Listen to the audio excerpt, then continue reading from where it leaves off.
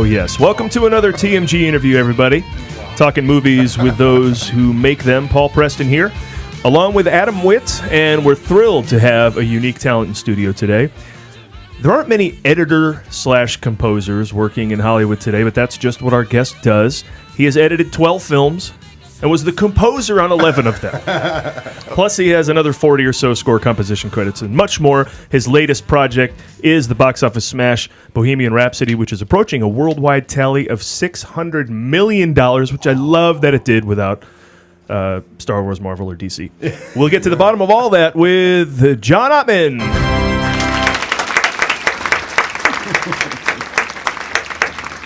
Is there anyone who does what you do?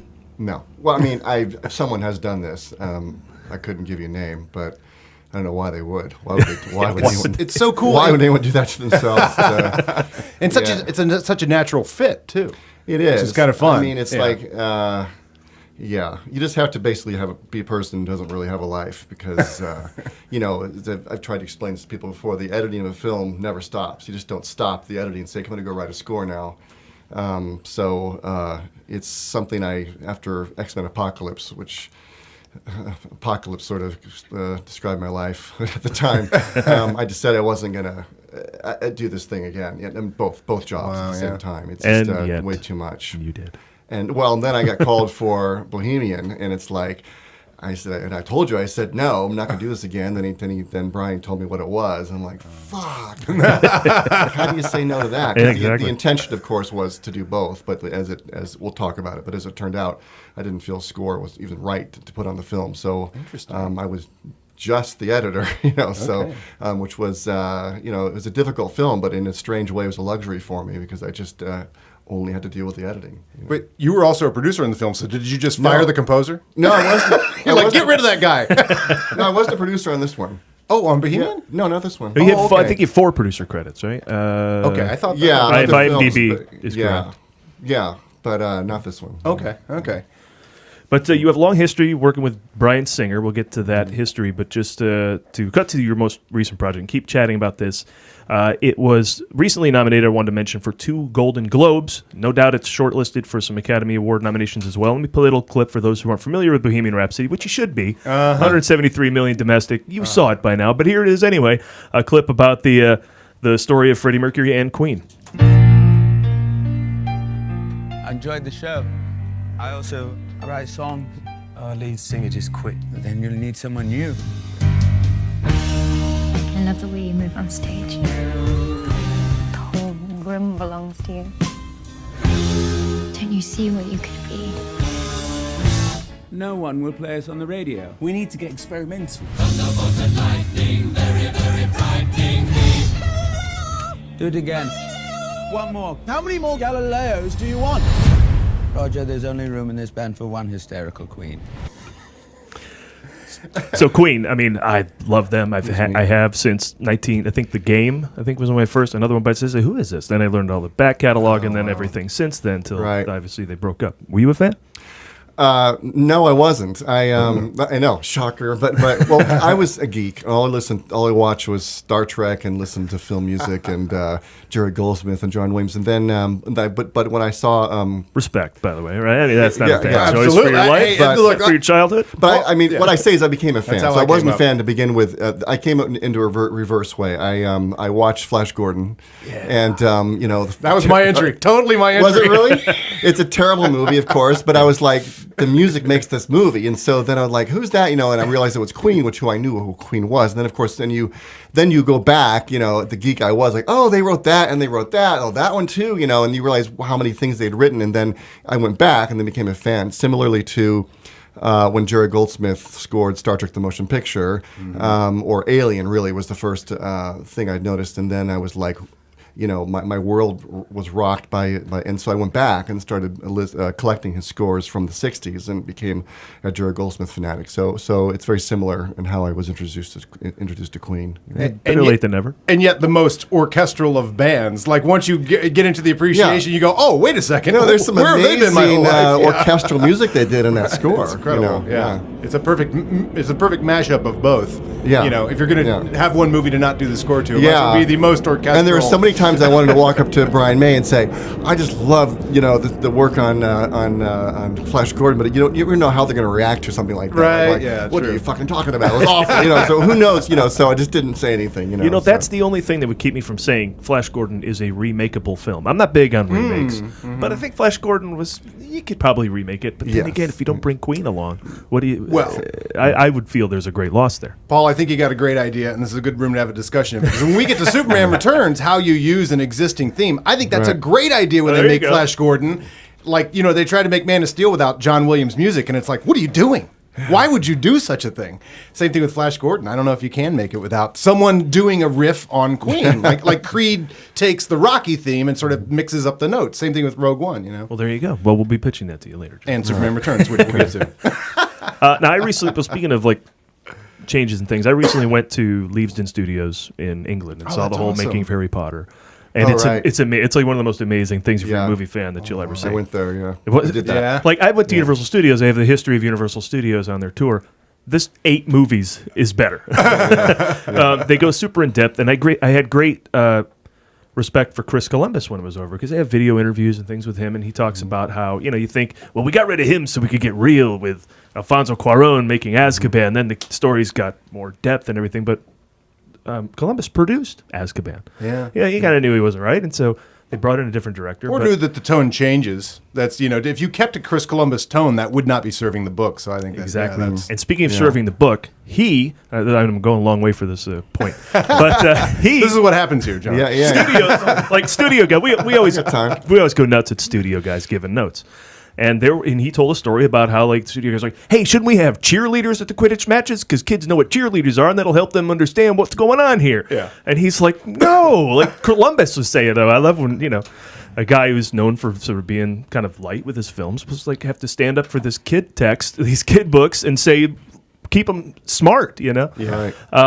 Was there anything going on like that in Bohemian Rhapsody when translating it was like, hey, we need to write a new Queen song so we can win an Oscar or anything like that? No. I mean, that would be ridiculous. And, well, that's why I asked. Now, as the editor, are you with this production, and being Brian's friend, you're with this production from some of his productions from the very beginning, even though you're, right? Yeah, many times I come on when we're, I come on maybe halfway through or tail end of pre-production when we're pre-vising the scenes, animated storyboards of the scenes and so forth. This one I came on really only about 2 weeks before we start shooting. So, because a different kind of movie, there wasn't a lot of heavy previs and so forth. And normally I'm designing those sequences with the previs artist, but this time the director of photography was very involved in designing. We didn't have an official previs artist, but he used some previs people to design some of the sequences, not the concert sequences, but little bits like the idea of going through the bus. To get to a concert, and there was originally some stuff where we went into outer space and do a satellite and came back down. It was just a little too much, but little things like that he did previs. Yeah. Cool. And it all ends, of course, with the big Live Aid sequence. Right. Which, to me, I've seen a lot of biopics lately over the last decade or so where it just reminds me how much of a jerk the guy I thought was my hero was. Yeah, like I know, the Jimi right? Hendrix movie. Oh, it turns out he was a jerk, cheating on everybody. And Ray Charles, turns out he was a drunk, and Hank Williams, and on and on. And I think I wrote Johnny Cash. Yeah, And so this was one that they go out on a high note. Yeah. And I loved that. The whole movie didn't see the people were watching dwindle into irrelevance or fighting and arguing. I mean, they had that, but they go out on top. But that was the idea of the film, and the film is basically a celebration of Freddie Mercury. I mean, obviously, it delves into how he descends into not to say the dark side, but it's the classic story where his ghosts catch up. You're on top, and you basically get full of yourself, and then your tail's between your legs. You apologize to everyone, and it's a very classic story in that regard. And so and people, and because it's a human story, and it's very common to what happens in people with in that stature. And so I think everyone who is on board for that kind of redemption story, that's why they I think react to the film as like they do, and also and there was initially talk, when people were anticipating the film coming out that it wasn't going to be gritty enough and dark enough, and we could have made that kind of movie. But then the idea is that, just like Brian May's character talks about in the film, is that their music is about participation with the audience and about bringing the audience in, and we wanted the movie to bring another generation in, and also in addition to the generation that was already familiar with Queen, and so this by being a celebration and being accessible, as it were, which is a really bad word to use for films usually, but we were able to bring more people in to that world, and celebrate his life, I don't think it skirts the things that happened in his life. Yeah.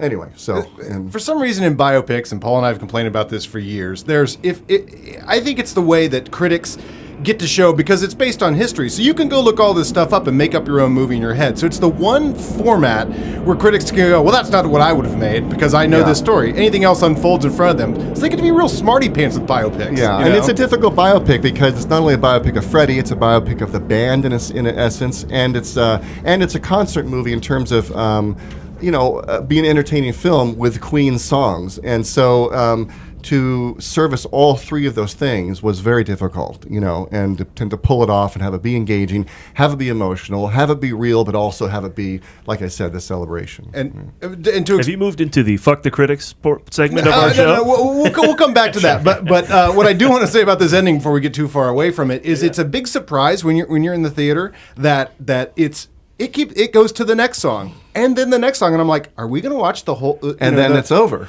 And exactly. So it's like, wow, if this doesn't work, we are screwed. So I've said this in other interviews. That's just what kept me up at night for a year, because it was the first thing we shot. Yeah. And I would always, in my free time, go back to Live Aid because it's just something I tossed and turned about, because we all knew that if it doesn't work, the film is a disaster. Yeah. And so it had to be cathartic. It had to feel like it was an experiential, real-time thing that you were there for. And yet I had to cut it down. There's two songs cut out, and there's sections of songs cut out.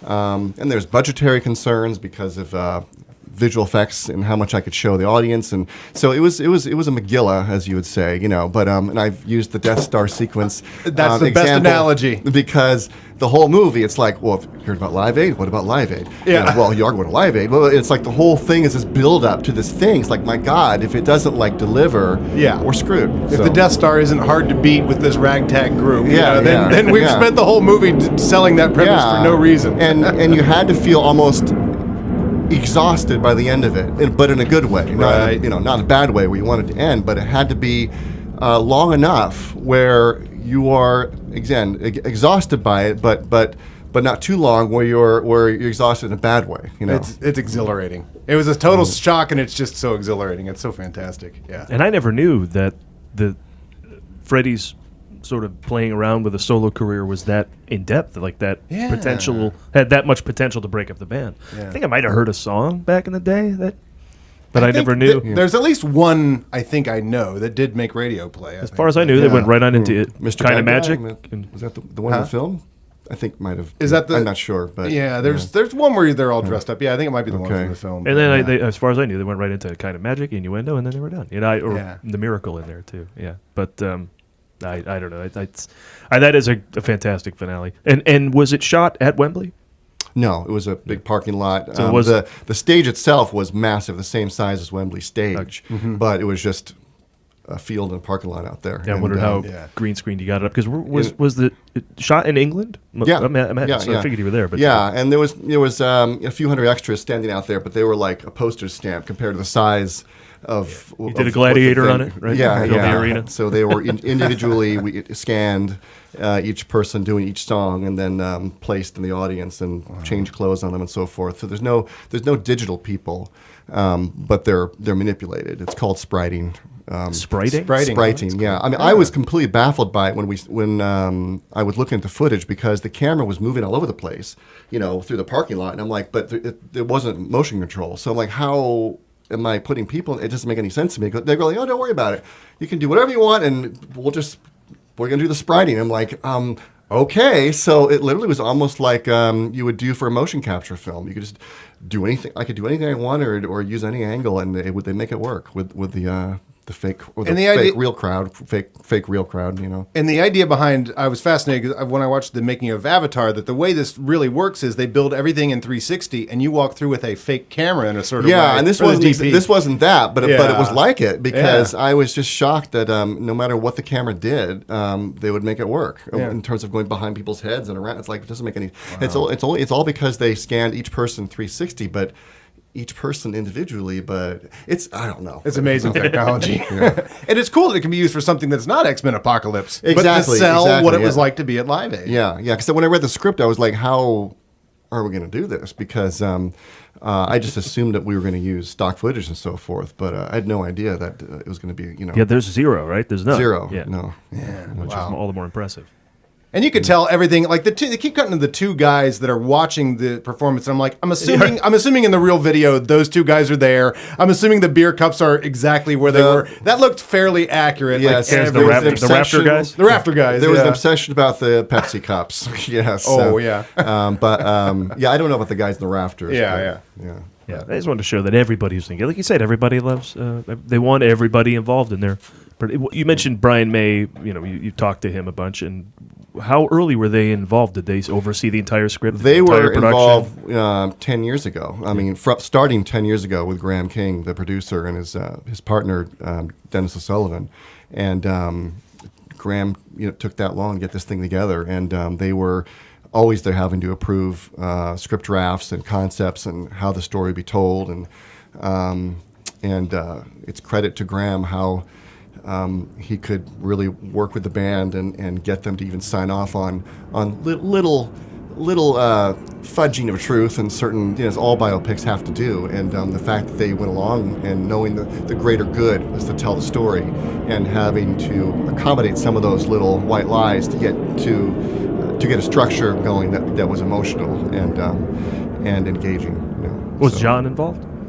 John Deacon, I don't think he tours anymore, right? So no. He wasn't involved. There was something that years ago happened or something where he took mushrooms, or I don't know what. It was something, I don't know what, but we'll have to get him in here next. I don't know, but it was basically Roger Taylor and Brian May. I think they're the only two that still tour, and they tour with Adam Lambert. Right? Yeah. Adam Lambert, if you noticed, is the truck driver during Fat Bottom Girls, who Freddie sees go into a bathroom. Oh, no kidding! Really? That's cool. All right, yeah. So they were involved, and especially when I would cut a sequence together, because I inevitably had to cut stuff down, and they understood. And they're not, they understood for a film you can't have every concert in its full length, but inevitably to make something shorter, I'd go into the guitar solos, because that's where a lot of the fluff is. It's like nothing's really going on, and so it's like, oh God, he's gonna walk in here and he hate me, but he got it, and we did some give and take, a couple of bars back here, and I could steal from over here, and so. Yeah. And trivia for you folks out there. Joe Mazzello plays John Deacon, and he is the young boy in Jurassic Park. Yeah. You are right. That is who that is. That is who that is. And he's very funny. I saw him yeah. speak once. He's a really funny guy. Yeah, and his accent is amazing. I mean, his fake accent is amazing. Yeah. Oh, well, I got to see it again. That's interesting. I had no idea. Of course, Mike Myers is also hard to pick out at first. He took a second. Yeah, disappears. Well, the idea, at least as far as I was concerned, was before. Please tell me it's the same idea I have. Go ahead. No, it was just that I didn't want people really to know it was Mike Myers until like maybe half of the scene. Like, oh, is that right? Because that was just I thought that was the concept, and it might have been, but in the end, when the film's promoted, everyone's going to know it's Mike Myers anyway. Sure, but he disappears. But people have said that even though they knew he was in it, they didn't know that was him. So, and he's really doing sort of a fat bastard-esque kind of thing, but you still don't know, I thought you were going to say what I thought might be that they put him in it because really, and I wish this was in the title card at the end, that Bohemian Rhapsody was re-released in '92 and went to #1.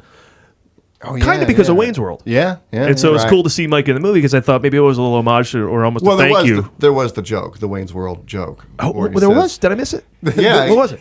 Yeah, he says no one's going to listen to Bohemian Rhapsody. No, what's he say? He says I can't see this as a sort of song people would be driving around in their cars and listening to. right by me. And bopping their heads to. And bobbing their heads to. Yeah. Oh, that's hilarious. Good. I love that. Which sticks out as a joke, obviously, if you know that. But Right. that he's right, That's a way though, Homer. in the context of that movie. You're right. See, I'm in film jail on that film. Oh, no kidding. Oh, so funny. I knew the reference was to the film, but I'd never seen it. So. Yeah, I saw that had an anniversary screening here in LA recently, and I haven't seen it in so long. a lot of references to things from 1992. Little, yellow, different. Oh, yeah. You know, it's like, Yeah. what was that? Oh, it was a commercial. The Doritos commercials from the early 90s they spoofed. But other than that, a lot of gags are long time Still gags. hold up. Yeah, it still hold up. Well, the thing, you know why Bohemian Rhapsody is in that movie is because they shot the entire movie, the entire script they had, and it only came out to about 65 minutes. And they went back and shot other little bits and things. Wow. Yeah. Oh, that's hilarious. Yeah. Wow. I'm not too surprised by that. That's one of them.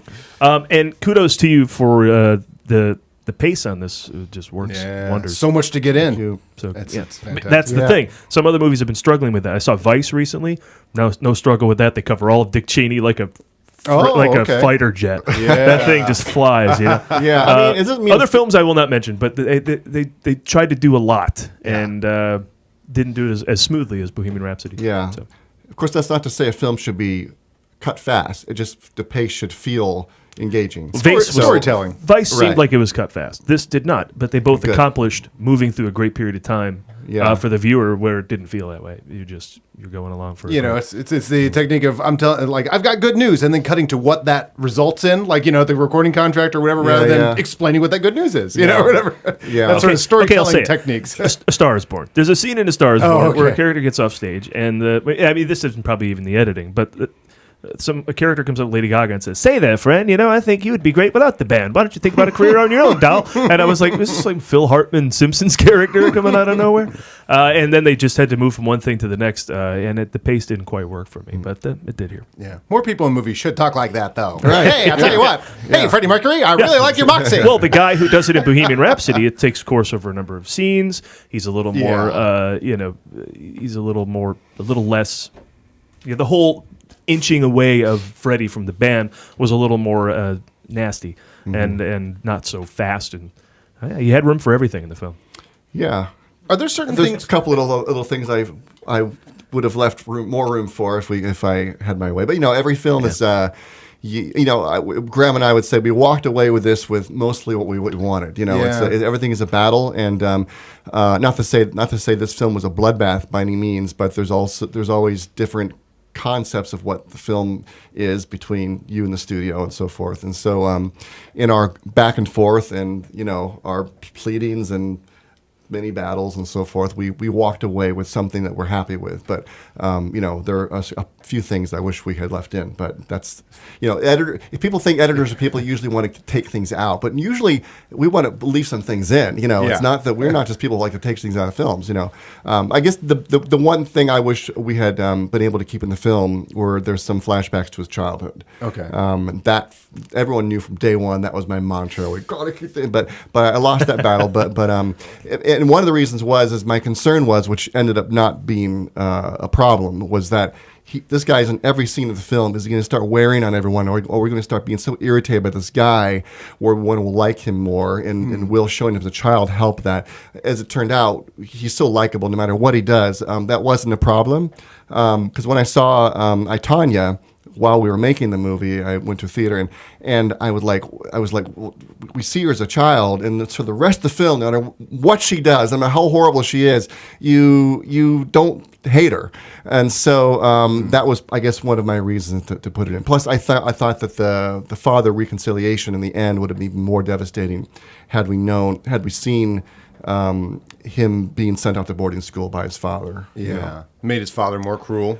Well, it would have made his father more cruel, but you would have understood the end when he says good deeds, good and it would have come more full circle. It still is very emotional, which is probably why they said, go out there, we're gonna need this movie to be shorter, So, but maybe someday if there's, I mean, if a film makes enough money, maybe there can be an extended release at some point. I don't know. Yeah. But they are. I don't know if you've heard. They're going to release the extended Live Aid version. Oh, nice. Fantastic. How it's being released, I don't know, but I just finished working on it like a couple weeks ago, and it's the full 20-minute set. Every song, every bar is restored, and it's great because as amazing as it is in the film, and the film has to be a certain length and it has to have a certain concise. 13 minutes was just about right for the movie, but there are so many amazing things that Rami Malek did on the stage, which had to be cut out. And so I'm glad that it's not going to stay on the cutting room floor. And they spent a good amount of money doing new visual effects shots for the crowds because I had to put more crowd shots in to accommodate the 2 extra songs. That's often what kills a special cut is because if you need effects in that, then you're like, nah, well, we're just going to put it on the DVDs. And before it was even released, I mean, I guess they assumed it would be successful. They weren't sure necessarily. So they decided to spend the money on it. Yeah. Oh, that's awesome. Yeah, we didn't even talk about Rami yet. But Yeah, what a performance, right? They nominated for one of the 2 Golden Globes. Amazing. Yeah, just, I mean, well, It's the nose bridge. That's what he'll say. Oh yeah, yeah, an odd character. I mean, I never thought Freddie was a jerk, but he was certainly not even mercurial, just odd. Yeah, odd guy. But that's kind of that is what's interesting is that he starts his style and everything like that. And obviously you know where he's going to go, but you see him bumping up against all these authority figures that don't buy it. That's always encouraging for me. Like when I was a kid and I was like, let the rebel go and do what you want. I liked seeing those parts where he kind of bumps up against this sensibility and that sentiment about what he's doing. But he, of course, starts succeeding. Like, when he takes the microphone out for the first time at the stage. And we just saw the original lineup of the band play, fairly slow, or not slow, but, like not putting on a show. And we know that Freddie is ultimately going to become this masterful showman. Right. And so he jerks the microphone out and just immediately starts running all over the stage and doing stuff. Yeah. I love that. So Bryan Singer came in late because originally who did they cast in this movie? The word went out a couple of years ago that they had cast Sacha Baron Cohen. Sacha Baron Cohen. That was not. You guys came in after that. Yeah. That's part of the 10-year journey with Graham. It probably had other directors, obviously other actors involved at that point, or thought or were talked about. Yeah, and then Bryan had to leave this production early. And then, so was that put extra pressure on you since you'd been with it longer than the person who came in to shoot the rest of it? It put extra pressure on me only because, Bryan kind of lets me do my thing, so that wasn't so crazy for me. He doesn't like to mess with my head. Because he's afraid he'll screw up something that I'm thinking about, so he likes to leave me. So it wasn't that different for me, except usually when he leaves me alone, he comes back. He didn't come back, But I guess the pressure was I had never worked with Graham King before, or his producing partner Dennis O'Sullivan. They were virgins to the whole. Post-production process? Our world, Bryan Singer, our whole thing. And then when we had the replacement director come in the last couple of weeks, I didn't know, I've never worked with another director as an editor before because I just do my thing. And so is this guy going to leave me alone? Is he going to get in my hair? And so, but we ended up having a great little, very brief relationship. He was on for a couple of weeks, then stayed on for 3 or 4 weeks into post and left because he had to go do a film. So it was just me seeing the film through and working with Graham and his producing partner. And I kind of liked it because I don't like being bothered. I mean, no editor really does. I can't imagine. Most of us just want to be left alone. So totally. You really want to watch me do this? I've said that. I say it all the time. You don't really want to sit here and watch me do this. Can I just sit there and you don't. But and I'm used to having quite a say in when I do work with Bryan in post because we have that kind of relationship. Well, you guys have a rapport. You've known each other since film school, right? Yeah, I slam my fist like this is what it's got to be. I'm like, all right, fine, no, but no, actually, there's some truth to that. But at least you know that tone with each other. When you're working with somebody that's a good friend, you can call them a jerk, but they know that that's in the process or whatever. The difficult part for me in the last part of post is when you're battling. In your battles, the test screenings and your interpretation of those results, and everyone has their agenda, is I didn't have a director there to fight for what I wanted. Yeah. I mean, Graham was there, and fortunately we, and his producing partner, Dennis O'Sullivan, we all saw everything the same way, which was great, because normally, you could work with a producer who has a completely different point of view or has the pedestrian point of view, and, Graham's done amazing films, Scorsese films and so forth, so we have that sort of like, the taste factor. So we all have the same taste factor, thank God. Yeah. So we had consensus, but nevertheless, when there were things that were horrific to me that might have I was just going to say, were there any cheerleaders at Quidditch type awful ideas brought up? Of course. And when those things came, I was like, I need someone to go fight, because I can't be that person. I do. I mean, I mean, the guys at Fox, fortunately, I've worked with before on the X-Men film, so they knew me well enough where I can go and say, look, this can't be this way, and I'll tell you why. And so I am in the front lines at a table like this, talking and pleading, But at the end of the day, it's not my decision. So I 5-page emails to Graham. You gotta fight for this, and he would, and he didn't have to be convinced because we saw things the same way. But that was hard because I didn't have a director to push for these things for me. And Brian, as I've said, there are a lot of scenes you can see in a movie and you go, oh, well, that was a fight. Like for Live Aid, that is no producer's first choice. Hey, can you make the last scene 15 minutes long and one scene? Right. But I see in a lot of Brian's movies, I'm like, oh, that's a battle. Like there's no way the producers are like, oh yeah, go ahead.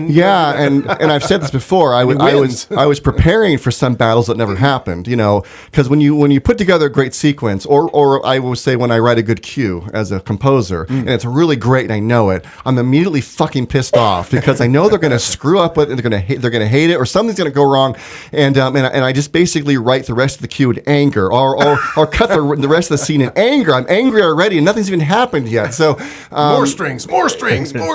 So there were a couple sequences like that in BoRhap, and I was certain that would never survive a year. They would, and they did. The one where they put the BoRhap together in the barn, which is a long sequence, and I just thought there's no way this is going to stay intact, and it never changed a frame from the first cut. Sweet. Because it was an audience-pleasing scene, and despite its length, the audience kept laughing and getting into it, and so it never was affected by any executive notes or anything. And that reminds me, as an editor on this movie, are there is that sequenced from the get-go? Like, okay, and then we do a montage of all these various takes, or is that come together in the edits? One, I'm glad you mentioned that because that one very sequenced. Yeah. Well, no, the opposite of that. It was very improv.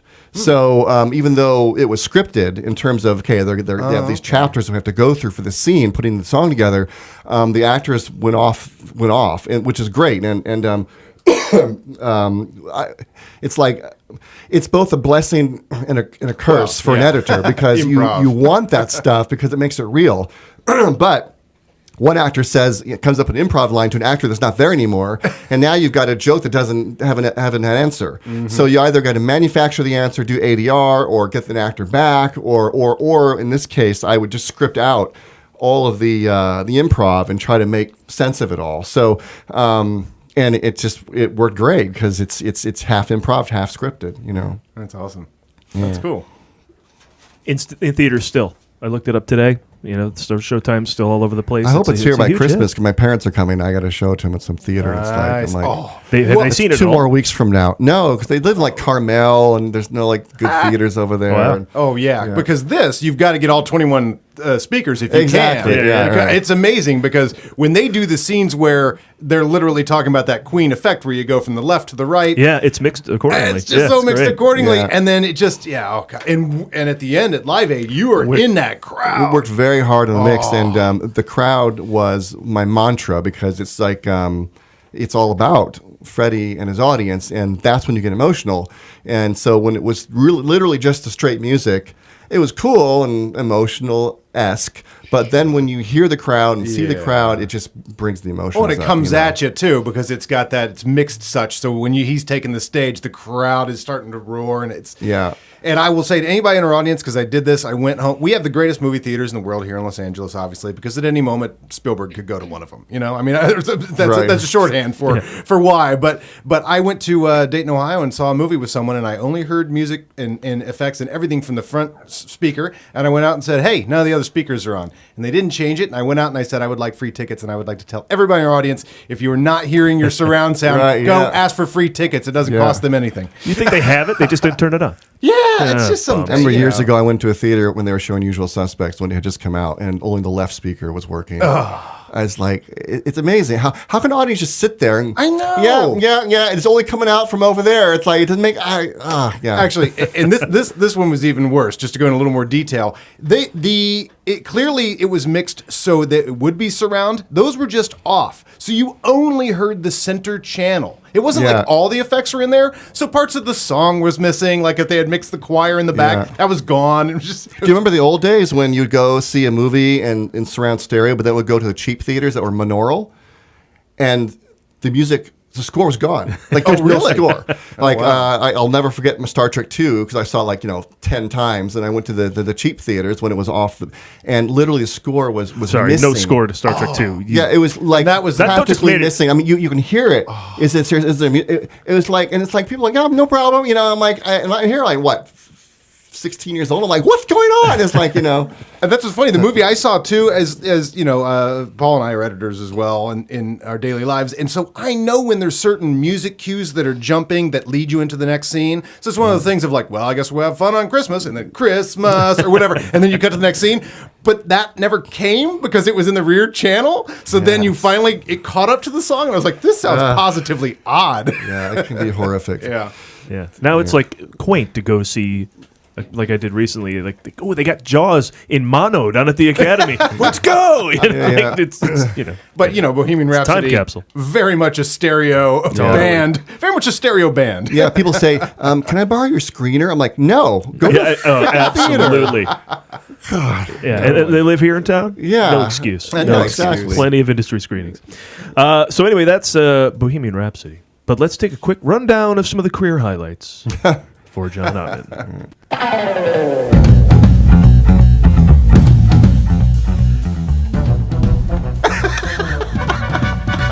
This is The Nice Guys, but nice. Which should have been nominated for best costumes. Oh yes. But let's jump way back to the beginning here. Actually, for a film that won 2 Oscars, but wasn't nominated for the editing. We'll talk about that as we discuss The Usual Suspects.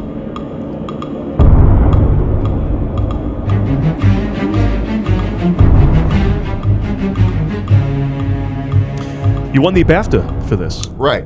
And the American Cinema Editors nominated me, but I didn't get an Oscar nomination. Like, to me, I know right out of the gate, this might have been your most challenging film. Tell me if I'm wrong, to edit story-wise. Or is time travel, in an X-Men movie, more difficult? And film and, piles of film all over my house. And back in the days, we had to remember, well, I still remember everything, but you had to. Because you just couldn't just push a button and slap things up against the screen, Oh yeah. It was. I guess it was hard. I can't remember anymore. That's like the dive from the some divers dive and the other ones stand on their hands first and do a flip and stuff. That's you did the triple Lindy of starting your editing career, right? Yeah, but I was terrified because again.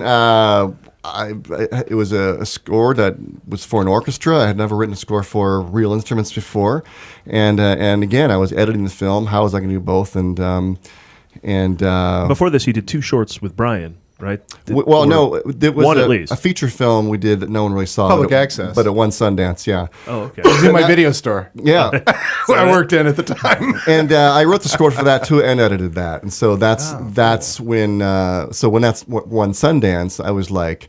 I just want to write film scores. He was like, "Hell no, you're not. You're never gonna write a score. You're never gonna write a score for me unless you're the editor." So and it's still only him you edit for, right? Just Brian. Yeah, because it's at gunpoint, really, because he would corroborate the story. It's blackmail. Yeah. And my agent would always joke is, does Tim Burton make Danny Elfman wash his car so we can score the movie? But not that editing's washing the car. It's like there's nothing more important than the editing. It's just for me, it's just a god awful lifestyle. It's you're on a film for a year or two.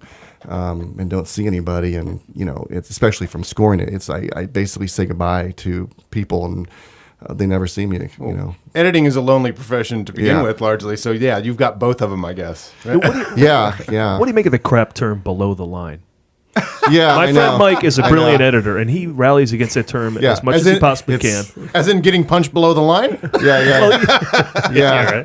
What also sucks, and let me just bring up things that aren't fair. Yeah. Please. Is and I'm saying this as a composer and as a filmmaker. There's really nothing more important than the editing. Obviously, you can't make a film with any of the factors missing, but and yet the film editor is the only one of the major contributors that doesn't get residuals for the movie.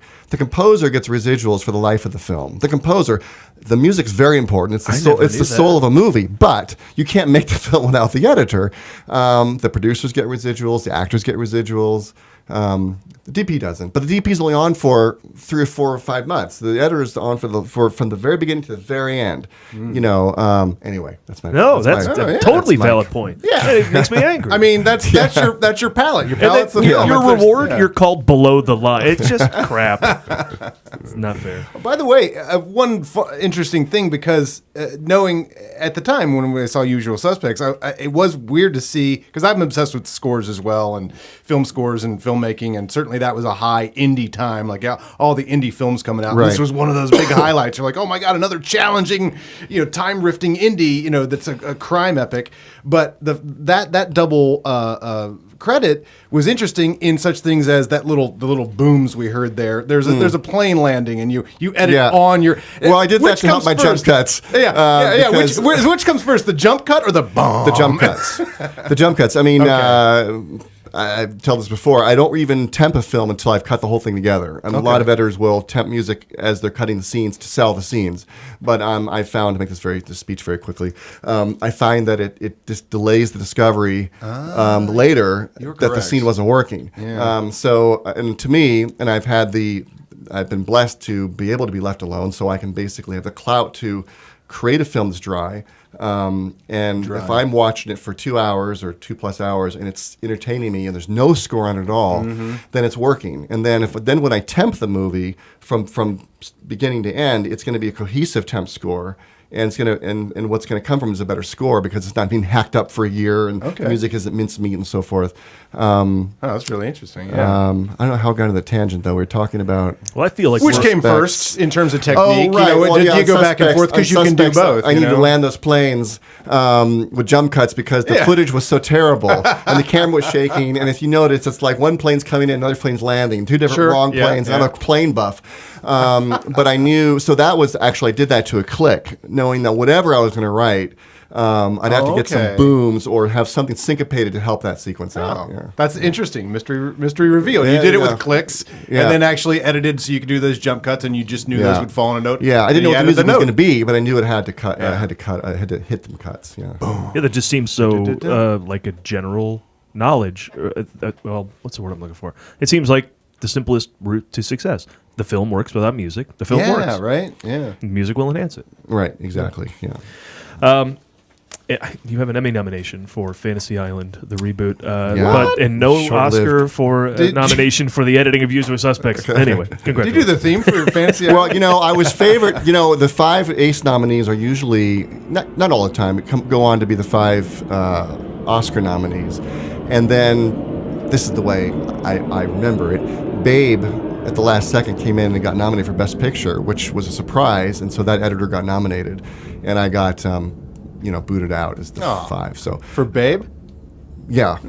I mean, that's what people say probably happened, but whatever. I was a new guy too. I was amazed to have been nominated by ACE, because I was no one, and I was really felt really emotional towards that group of the editors' organization, because it was clearly based upon just my work. Yeah. Nothing political, nothing. I'm a terrible networker anyway. I don't go to the Christmas parties. I don't.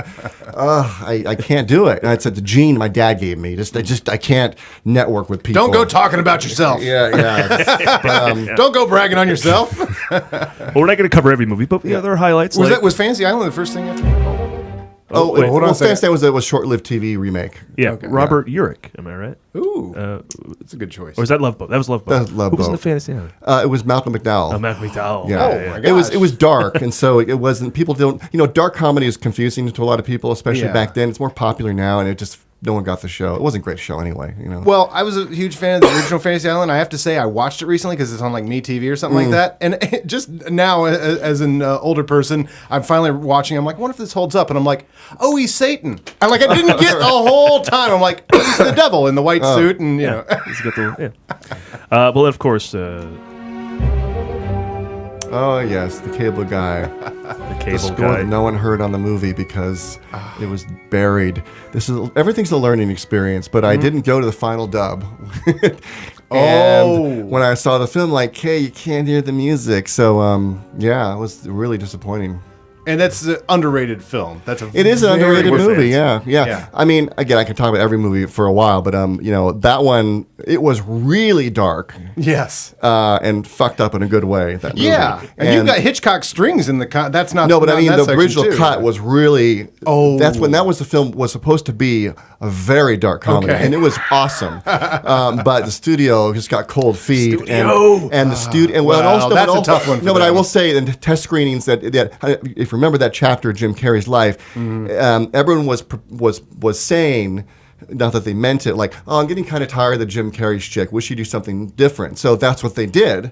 And then when his fans went and saw it, they're like, it's so dark. And so then they basically went through and they tried to find the funny takes of everything he did, and they tried to make it a different kind of movie. And it's still, like you said, it's underrated, but it kind of became, it's the worst thing to do when you do that for a movie because it doesn't know what it is anymore. Neither fish nor foul. Yeah, Yeah, exactly. It's got that's the thing, and I'll say that about films that people don't like too, because I like most movies. Like I can find the heart in anything, but like there are some movies where my friends don't like them, and I go, but don't you see the game that it sets up at the beginning, and then it succeeds at that? It doesn't vary from that, and what you really want is something you wouldn't like anyway. Yeah, you know? yeah. Same thing with this last Halloween remake. It's like I saw it with some friends, and I go, don't you catch what it's doing, and that it keeps doing that, and it does it well. But anyway, Halloween, you say? Oh, that one, yeah. Yeah, that was the fun part, doing the opening sequence. Then it wasn't fun anymore. This is Halloween H2O. Oh, is that right? Yeah. No, it's a long, crazy story in that one where a lot of the score was replaced by the temp score. It's a long story. Oh, so, yeah? Really? Yeah. Oh. Yeah, that's got to sting. Yeah, next movie. Yeah. Well, next movie, Urban Legends Final Cut. You edit and score, and then you direct. So you hate yourself? Yeah. No, I'm a control freak, of course. But you haven't done it much more. So you haven't done it much more. That's directing. You won't do it again? It's Directing, not control freaking. You have these weird Sure, you're forks. still control freaking, but directing you haven't done much. No, you have these weird forks in the road in your life, and you don't know in retrospect if you made the right decision. Because after that film, despite how goofy it was successful, and I was offered all these teen movies. And I just said, I don't want to do teen movies. And so I was like, no. And I also felt like the scoring community, I was just a brand new film composer. I thought they'd written me off. Like, you're not one of us anymore. You're directing movies now. And so I felt so like, oh no. And so I said no, and I crawled my way back into film scoring. And, only in retrospect, I'm like, well, if I'd done some teen movie, then maybe I'd be directing whatever I want now. You don't get the first thing you want to direct. Or it could have been a failure. Who knows? So, I mean, I don't know. You never know if you made the right decision or not. I think I'm very obsessive with following all this stuff. So when Usual Suspects came out, and I followed everybody from that, so I did know at the time, I was like, oh, well, that's interesting, because that genre was hot. That was the Scream era. Yeah. But well, yeah. I mean, again, I could talk about every thing I've done in detail. I mean, I was like, when I was offered the film, because life is weird. I went into filmmaking to be a director, and then you get sidetracked. You forget that's what you got into it for the first place. So then when I was asked to do the film, I was like, oh, that's right, but they were flying the wall during Apt Pupil, another one. They kind of saw what I what I do in a Brian movie, and they're like, you should be directing movies. So, and I said, well, what is it? And they said, well, it's Urban Legends 2. And I'm like, oh, thanks. So, but I told them, and you can cut some of the stuff if this is too long. No, I love it. But I Doubt told it. them, but I said, are you? I said, so, no. Thank you, but no. So then my music agent of all people, who would lose work if I did this, was like, are you crazy? I go, yeah, but it's a teen horror movie, and it's like teen horror movies are made fun of now. It's a joke to do one that takes itself seriously. And so I said, so then the studio was like, well, what if we make it more intelligent? We don't make it so silly. And I go, well, so the whole Hitchcock angle and so forth. And I said, in the film school angle. And I said, well, that would make it more interesting to me. But I go, but are you sure you want to do that, because it's a sequel to a film where dogs are exploding in microwaves and people are being force-fed Drano, and that's the audience for the sequel. And they go, no. So we did the highbrow, thing, and test audience really dug it actually, but the deaths were off screen, to make it more Hitchcockian, and they were like, we want to see someone's head cut off, and so literally we went and shot this opening scene, created this character who gets her head chopped off in a window. I go, if that's my marching orders, I'm going to go for it. So I literally had her kidney fed to the dog, and it's like even Amy Pascal was like, wow, that's like, I go, hey, I can do this stuff, and this is what you want. So, and the audience loved it, but then it became. But then after that scene, it became the film it was, which was the intelligent teen horror film. Yeah, but let no man say John Ottman doesn't fucking deliver. You want the kidney and the gore and all that? But I'm proud of that. When I looked at the movie, there's sequences I'm proud of, but as a whole, it's a goofy, silly movie with dialogue choices I would never let fly today. I'm like, my God, I look at that, I'm like, my God, but anyway. But you can't regret it. Taking a chance it was, at directing. No, it was a great experience, and like I said, I want to do it again, but I'm at the advanced age where, if I was 30 years old and someone said go do a teen horror film, I'm like, sure, I'll do it, But when you have a body of work and you're at a certain age and you're like, I definitely want to do it, but only if it's something that is going to get me out of bed at night, at night in the morning. Depends on how depressed you are. I don't know. Yeah. And so if I'm excited about it, I will definitely want to do it. But because I'm a freak, as you should be when you make a movie. It should be your whole life. And There's no life after movies. Yeah. Right. So if you're going to give up your life for a year, it's got to be something that's really going to mean something for you. I think so. Yeah. Absolutely. Well, it's what'd you call it? The From Russia with Love of urban legend movies. Of urban legend movies. And that just means a second. That's how we speak around here. But there's two more definitely I want to talk about.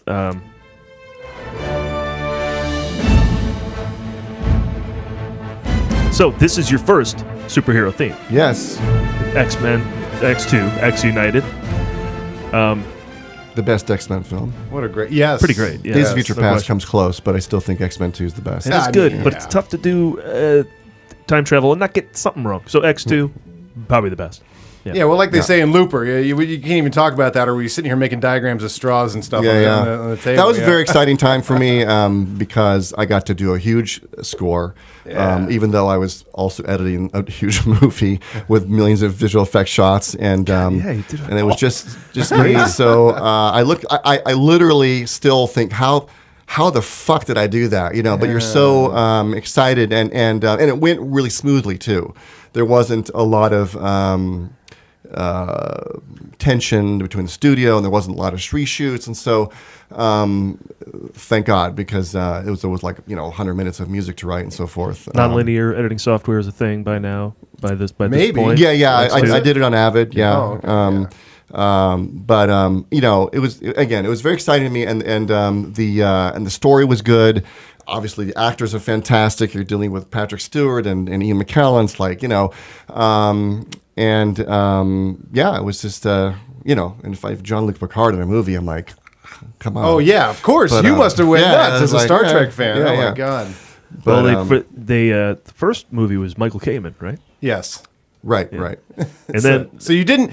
Now, here's a question before we have a bit here to play. But was it when you couldn't do the first X-Men because you were doing Urban Legend, were you like, oh, like were you a John Williams fan as a kid? Like, of course I was. Yeah. So yeah. you're like, oh, I could have been doing Brian's superhero movie. No, and we tried desperately to get me. We knew that I couldn't edit it because I was busy doing Urban Legends. Sure.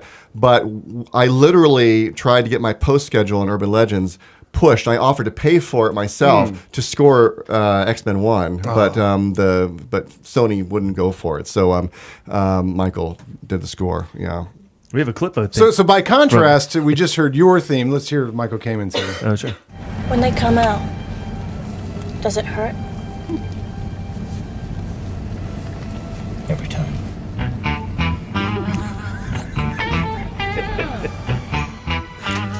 That might be Lethal That Weapon. might be Lethal Weapon put over an X-Men yeah. scene. We love the X-Men. We love the Lethal Weapon score. Let's burn through a couple here because I didn't even want to talk about this one too much because I haven't seen it. I've already caught hell for it today. But we have the Yeah. Kiss, Bang, Bang. He hasn't Bang, seen Bang. Kiss Kiss Bang I Bang. know. it's- Movie jail. Do you have a movie jail movie? I have lots of movie jail movies because sorry, my phone's going off. I'm sorry. No, that's all right. It's it's weird. I don't see tons of movies. It's terrible. I see movies on planes, and that's terrible. Oh, that's terrible. I But I know. do too. I watch know. too. I'm like, I know. I haven't seen this. I want to see this. It's the least I can do is Hey, watch it. sometimes that's what your schedule allows. But at least Yeah. you're using time to watch. You're making time, Right, Which right. is respectable. Yeah, Kiss Kiss Bang Bang is a great little movie, and as people will know if they've seen it, it's better every time. It's one of those kind Yes. of films. I where- love Shane where the Black, first too. time it goes over And your Shane head. Black. Yeah, Shane Black, the writer of Lethal Weapon, actually. Yeah. Nice guy. Yeah. Who should have been directing for years. I was always a huge fan of Shane Black. I was so triumphant when I was like, he wrote, and also I was a fan of Robert Downey Jr. because he was like this unused kind of talent. Yeah, And yeah. he'd be in these cool things like Two Guys and a Girl or whatever that is, the one without the pizza place. Yeah, That's and the chemistry with him and Val Kilmer is Oh, my fantastic. gosh. Yeah. I will see it and report back on this Okay. show. All right. And then this as well. And Score's one of my favorites. So. Oh yeah. The first iteration can go around for This is, Fantastic X-Men Four. Light. Yeah. But still, I love Oh, that. still there's voices though. Corral. That's not too light. Well, yeah. Dun, dun, dun, dun, dun. He turns it down right when the theme comes in. Yeah, there it is. Sorry, yeah, we're going to talk over. There it is. I'll let it play.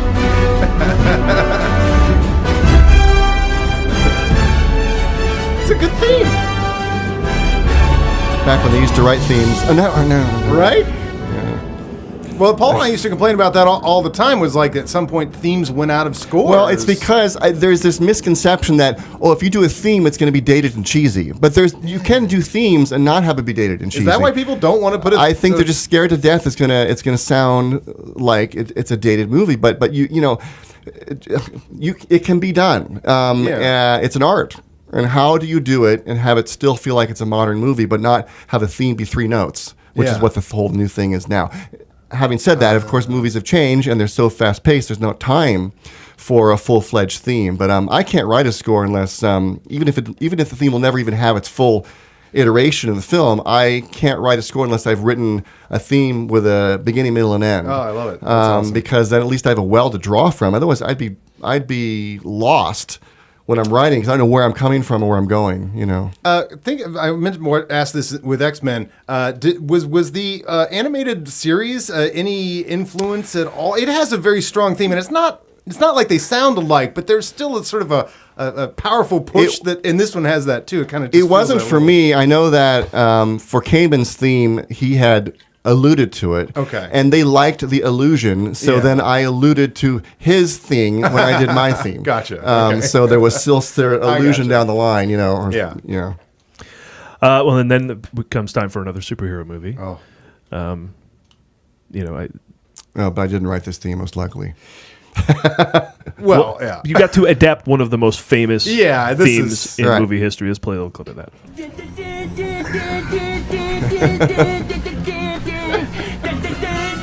And of course, is Alexander Courage, right? From Cable Guy. Might have been, no, this was, it wasn't Alexander Courage, though. It was, Who did this? fuck, I'm The forgetting joke his name. is that's a Star Trek reference within Cable Guy that is not you. That but- composer is still alive, actually. He's like Yeah. in his 90s, yeah. Yeah. It'll come to me. Yeah, I thought you were going to talk about Superman, but Of yeah. course we are. This, you mean? Yeah. This build-up is the greatest. Yeah, and they Keep played. this going, Paul. They re-released Superman the other day, or a few weeks ago. Returns? No, Superman. The yeah, yeah. 78 version. Oh, God. And I had tickets, and I forgot. I had tickets that night and forgot to go. Shame on you. Yeah, we went back in. Like, Yeah.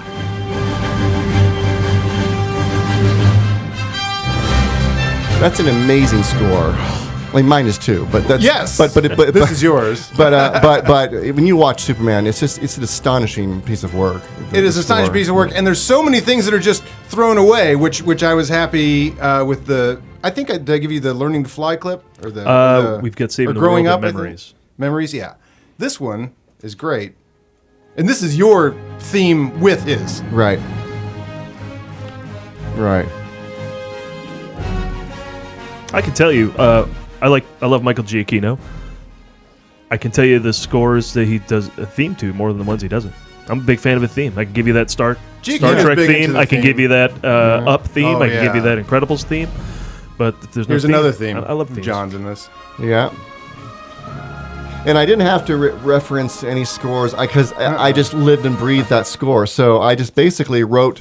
I mean, there's a story behind this. I was terrified of writing the score because it's like And exhilarated, you had to be. You're like, well, no, I was more terrified because I was literally getting death threats from people like, "Why are you scoring this film?" You know, and they had invented the internet at that point, I guess. yeah. But I understand because I'm a big fan of, for instance, Star Trek. So when the Star Trek motion picture came out, I was like, what do the transporter rooms look like? What's the effect like? What's the Enterprise? Did they fucked up with the Enterprise? And so it's the same thing with Superman. And of course, they were preaching to the choir because Superman is one of the greatest films ever made. So, and the score is one of the best scores ever written. So, Damn right. But after a while, I was becoming so crippled by my worry about making people happy. I just said, screw this. I'm just going to write the score how I would write it. And I'm going to infuse isms that I know in the back of my head. Even with the theme that I redid there, I didn't have to refer to any scores because I can hear it. I can hear it all. So I just, but yeah, that's what I did, and I think a really good score came from it. And I because I wasn't trying to sound like John Williams, I was just being me and alluding to those when so it made a very more cohesive score than those like Superman 2 where they're kind of, you know, editing together from the John Williams music and kind of reperforming it, you know. Yeah. Okay, so you're on the scoring stage, and everyone's getting, all the instruments are getting into place, and you're standing there, and they play the Superman. What is that like?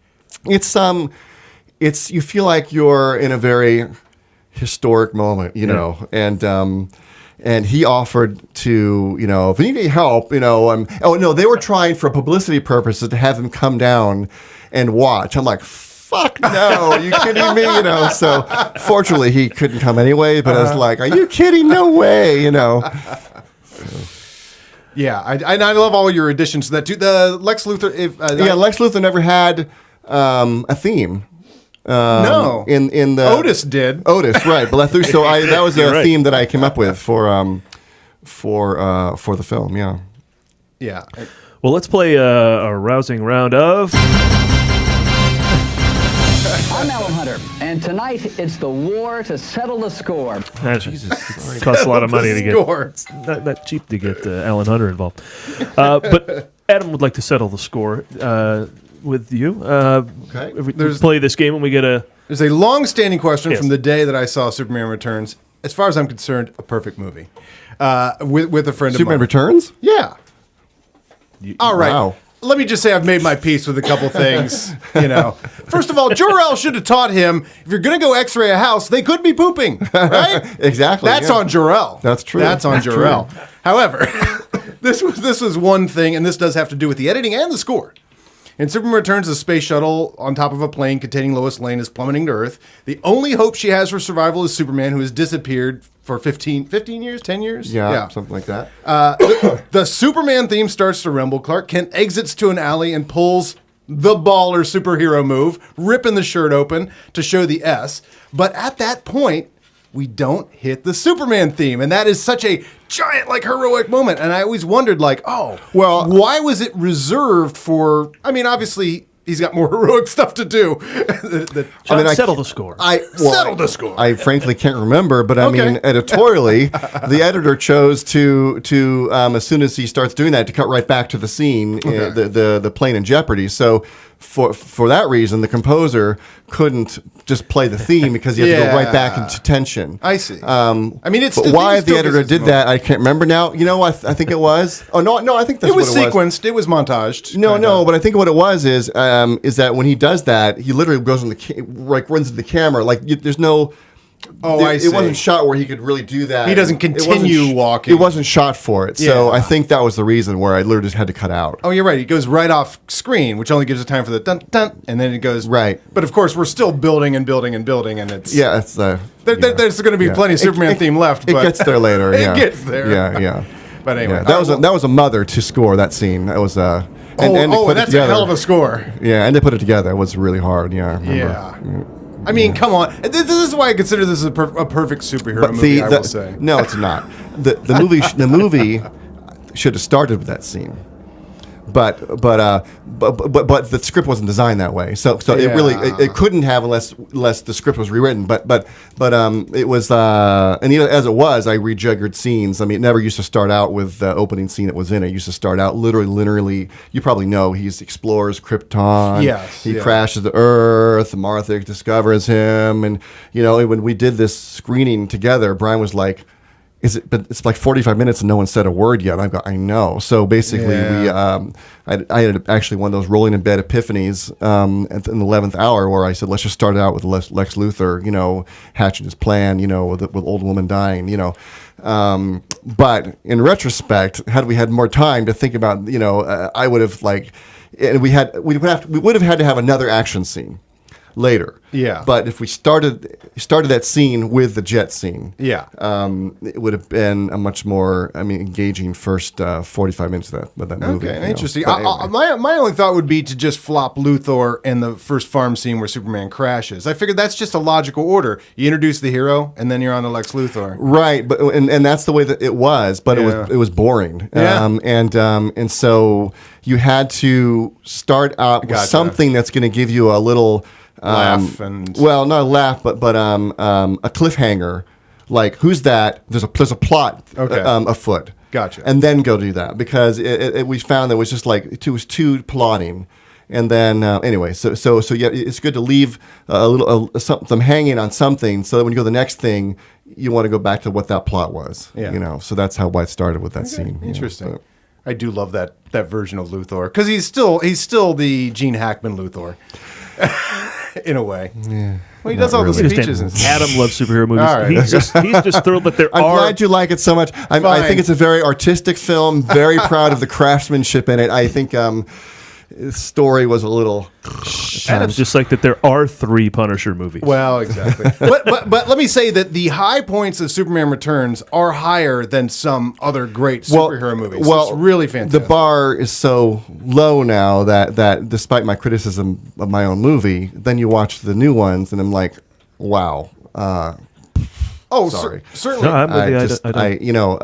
I unfortunately, we did see the 40th anniversary of Superman, and now, it just cast a stink on all the current DC movies, in my opinion. Adam would disagree. But, but they do things so right in that 78 one that Man of Steel doesn't compare. We had, the 78 movie is such a great film, and for better for worse, we wanted to be so reverential to that. But in other ways, it kind of crippled us because we were so afraid to mess up the universe. However, having said that, we were very conscious of being almost religious about the world. And Jor-El was one of the most religious recreations we wanted to do. We wanted to make it intriguing and beautiful and basically resurrecting Marlon Brando lines you'd never heard before and having him appear on the crystals. And then I saw the new one and he's walking around, hey, I'm Jor-El, I'm your father, with handheld cameras. I'm like, what? Because I didn't see that in the theater. And then I'm watching at home one night and I'm like, are you kidding me? And I think. I shouldn't say a lot, but my biggest problem was Lex Luthor really didn't have an evil plan in the new movies. One? Well, Batman versus Superman when it first shows up. Yeah. They should, yeah. Well, we can get it. Really, the biggest sin of those movies, because I saw if there were no Marvel Studios, we would call those decent movies. I think, Yeah. you know, if there were, but it's just they drink unicorn tears over there at Marvel or something. I don't know what they're. But the screenplay for Superman, the original, I mean, it's like it is responsible for a lot of it. I mean, for half of its brilliance. I mean, when you say Gene Hackman, it's like the stuff that comes out of his mouth is fantastic. You know, yeah. Oh, it's those cat-like reflexes. You know, it's just little things. You know, it's just brilliant screenwriting. And watching it this time out, it's not that you should be stealing the action sequences or the score or anything else. It's the scene with Kent and his mom, and he's in the field, Oh my and God. he's looking north. He's chills right now. Chills right now. That's the scene you want to reflect in the new movies, and they beautiful. buzz right by him, and to get to whatever CGI thing. Yeah. And even when he comes out in the Daily Planet, the doors open. It's a wonder. It's a wonder the whole time. How choreographed that whole thing is, you know, and it's so well directed, and the banter, you know, with all the people in the Daily Planet. But then you're in Perry White's office, and it's just fantastic. If you just watch that one scene, it's amazing. Well, and Christopher Reeve. I mean, I look at that man's performance, and I just don't know. It dropped from space, some other alien land where he is Superman. That's the only way he can pull that off. He must be. Oh, and when his father dies, it is beautifully directed and beautifully edited because it doesn't go into close-ups. Long shots. It stays in that wide shot. The music is very subtle. It's just a chime. His father drops. It's just, you know, and then he goes, and it's so beautifully done. You know. How about that wheat field? Yeah, then that we're talking about. Yeah. All right. Well, let's. There was one more thing, but I want to ask you your favorite movie of all time. We ask everyone who comes on here. We're already talking about movies we love, but I do want to ask. You worked on Valkyrie. Everybody who comes in here seems to have a Tom Cruise saved my life story. Like the guy. Talk about a guy dropped from space. That guy. Have you met Tom Cruise? Oh yeah, he pulled my daughter out of a river. Oh, well, I don't have a save my life story, but I have a really great thing he did for my dad. See. What star can you just have this consistent story with? He's the last great movie star. I'd love to hear your story. Yeah. No, we were in. I flew my parents to Berlin, and we were shooting some scenes, and he and my dad hit it off because they were talking about World War II planes, and so he's like, "Oh, hold on a minute." So he had his assistant go get some photos of a P-24 plane. It's some World War II plane he just bought. Yeah. He's showing my dad, you know, and they're so then like a couple hours later, he comes up to me and goes, you know, he pushes your chest. He goes, when your dad comes to LA, he goes, I'm going to fly in my plane. I'm going to fly in my P-24. I'm like, okay, all right. No, I'm serious. I'm serious. I'm like, okay, all right, okay.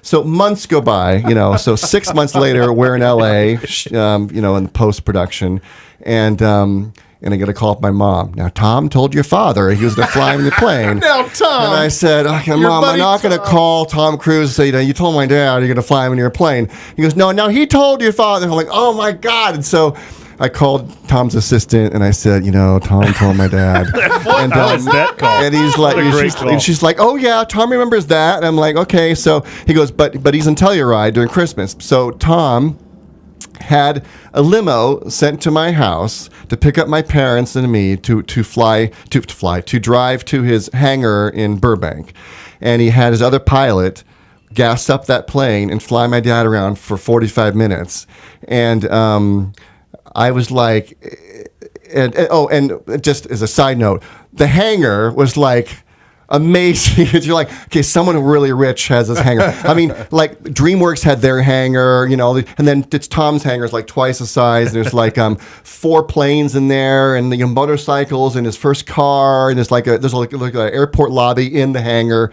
Oh, anyway, but he did cool that, move. You know, and I said, you know, my dad was so appreciative of that. And he goes, well, what else am I going to do with this stuff? And so I'm like, okay, he's cool, you know, so.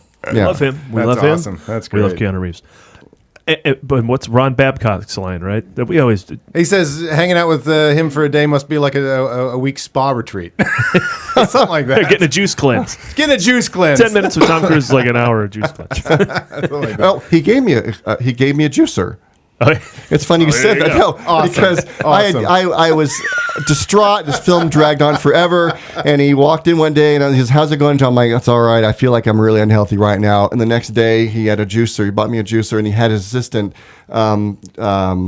So I guess he kind of saved my life in a way. He had his assistant go to the store and keep that stocked with fresh vegetables. Yeah.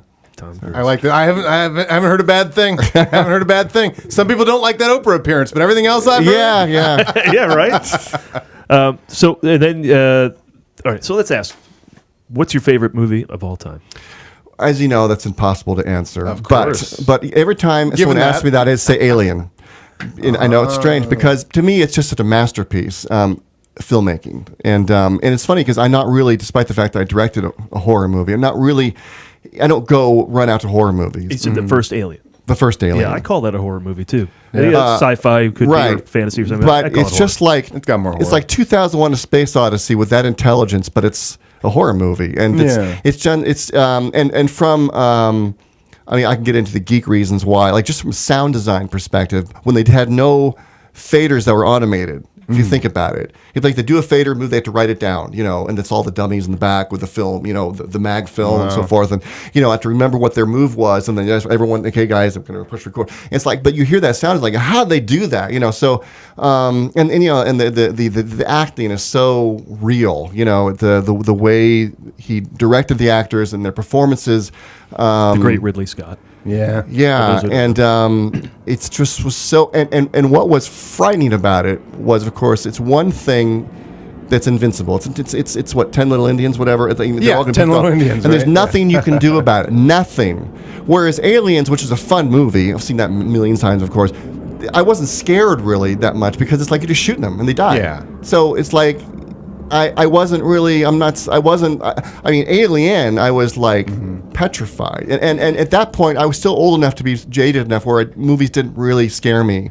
That movie freaked me out, But anyway, it's... Did you see it in the theater? Oh, and Jerry Goldsmith's score is, even though a lot of it was replaced with his own music that was in the temp score, is brilliant, and it shows how far down the bar has gone because when they did his latest Alien film, which is not a good movie, Covenant, yeah. They brought back Jerry Goldsmith's score for a lot of it, and people didn't know. They're like, "Oh, the score is so amazing!" I'm like, yeah, it's amazing how those moments are so amazing because they're Jerry Goldsmith, but it was beautifully recorded because it was reperformed, and it sounded fantastic. But that score is an amazing score. Yeah.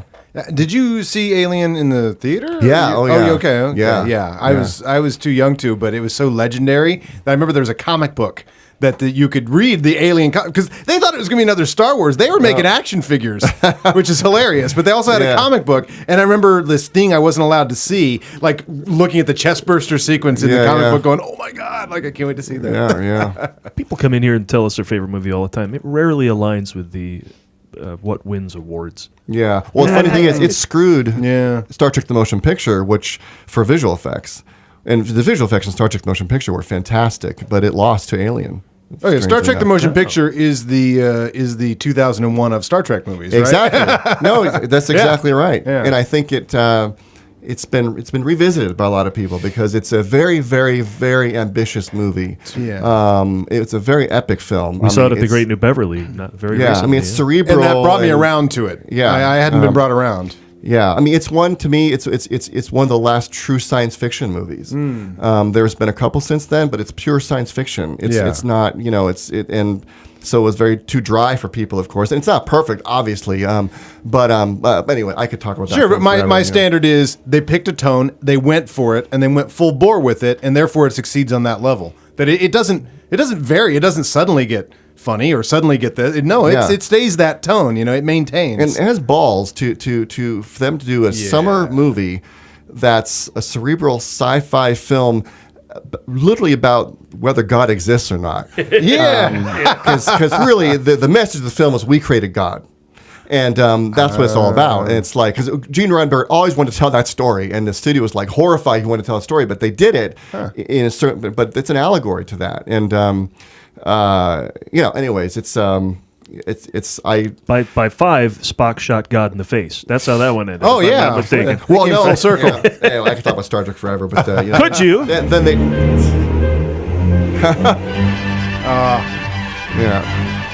Well, so could we. That's, of course, Star Trek 2. Yeah. Perhaps the most perfect of them all. Well, that's an example of how a great script can float an entire movie because Oh, God. because Star Trek 2 looks like a TV show compared to Star Trek the Motion Picture, which was directed by Robert Wise and looks like an epic motion picture.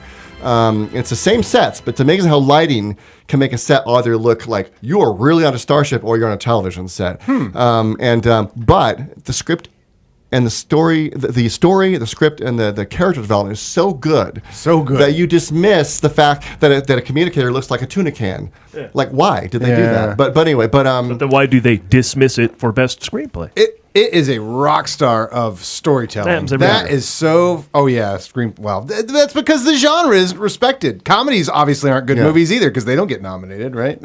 Well, it's like The Dead Zone. Christopher Walken should have won Best Actor hands down, but at that time that genre wasn't taken seriously. That's one of my other favorite movies, The Dead Zone. Oh yeah, Dead Zone. You know why? Cool. It's talking about scripts. It defies script rules. You think it's one story and it's something else, and then he has this whole side thing where he tutors this kid that he warns the father about the ice is going to break, and then goes to somewhere else. But it's just that's a great movie. Cronenberg means no joke. I hear he's retired. Cronenberg. Did I hear that correctly? Oh, I don't know. Yeah. Not sure. I've never seen Dead Zone. I forgot that was Cronenberg until you just said it, actually. Oh, my God. Yeah. No, yeah. You should watch it. And that's the Christopher Walken. Yeah. That's the Walken. No, Christopher Walken, I'm not kidding, should have got the Oscar for that film. But because back then, today he would have because the genre isn't dismissed. Yeah. But, yeah. And not for nothing, you should look up the Saturday Night Live sketch where he plays his character from the Dead Zone. Okay, yeah. But he only sees visions of your future that are completely innocuous. You're gonna spill coffee on the way home. Like, it's all like this. And Martin Sheen is great as a bad guy. Oh yeah. Ooh, that is a good bad guy. Prime Martin Sheen territory. Yeah. Well, look, as you said, we could talk about movies all day. We could talk about movies. I'm just getting started now. Now I'm getting into like movies. Yeah. Oh yeah. Well, we got more scores here. We could roll through a bunch. I mean, how about this one? Oh, Krull. Oh, you did pull Krull. Yeah. Name that too. Oh, okay. A terrible movie, but a great score. This score is amazing because if you like Star Trek 2, and you're a James Horner fan, this is everything you didn't use in Star Trek 2. I swear. Yeah. I was lucky enough to work on a montage for when James Horner died that played at a composer's sort of memoriam for him, and so I got to do it. And they picked Braveheart, they picked Titanic. They probably picked the big ones. And I'm like, no Rocketeer, and they're like, no. And I'm like, no Star Trek. They're like, nah, we're not going to do Star Trek. Land Before Time. Yeah, no Land Great Before score. Time. So then I immediately, right after that was the Comic-Con in town, and then they had there's a lot of people sell a lot of soundtracks there, and I'm like, for the two movies that aren't in there that I like, I bought Krull and Commando and listened to them for the whole week. Commando's not so good. It's not so good, but it's nostalgia. But Krull, I was amazed, is like, oh, this is... That's awesome. And he was like 27 years old. I felt like such a loser. Remember, I was editing Usual Suspects, and I had the score to Brainstorm. I was looking at it. I was reading the liner notes, and he was 26 years old when they recorded it with the London Symphony. I'm like, and I was 30 years old. I was cutting. I'm like, I'm a fucking loser. I'm like in my living room cutting this movie. And it's like he's like 26 years old. But yeah, it's just all relative. But if anyone wants to defeat themselves, always remember that Orson Welles was 23 when he made it. I know one. Have you seen Battle Beyond the Stars? Oh yeah, you have. Oh yeah. I've never seen it. Is that that's the Roger Corman one? That was Horner's first. Oh, score, yes, it was. And then Roger Corman used that score in the next 5 movies he did after that, That's so Corman. Time for Horner to learn something about retaining your rights or reuse or whatever. Yeah. Well, let this play through the end of our end plugs and whatnot. That wraps another TMG interview. Follow us on Twitter at The Movie Guys, Facebook.com/The Movie Guys, YouTube, Instagram, iTunes, all that nonsense for daily jokes, articles, media, links, and more. Thanks to John Ottman, everybody. Where are we finding you? JohnOttman.com. Yeah, it's out there. I guess so. I looked at it today. It's there. Of course, it hasn't been updated recently. So look him up on IMDb. Any other? Do you do social or any of that kind of stuff? Just Facebook, and I argue with people. It's terrible. It's the worst, right? Yeah, That's the death it's of not good Facebook. for your health. Yeah. It's really not. You try to reason, you can't. What do you have coming up? What are you working on now? Nothing. Personal life. Nice. Wait, I'm gonna bring. Yeah. I'm gonna say something. I did see on IMDb a film called Tampa Theater as Time Goes On. And you know why I bring that up? Because it looks like, does Tampa have a New Beverly type theater in it? I have no idea. There was someone who hit me up on Facebook asking for this little documentary he made if he could use some music of mine. Oh, I thought you So scored ahead. I gave him some music I owned. I said, sure, use it. So Oh, wow. ends up Wow, on he threw your IMDb. name right up on IMDb. Yeah. Right click.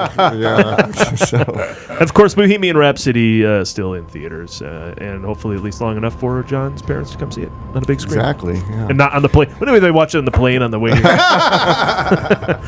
And as ever, you can find out everything we're up to, including reviews, articles, and more at themovieguys.net. Thanks, John.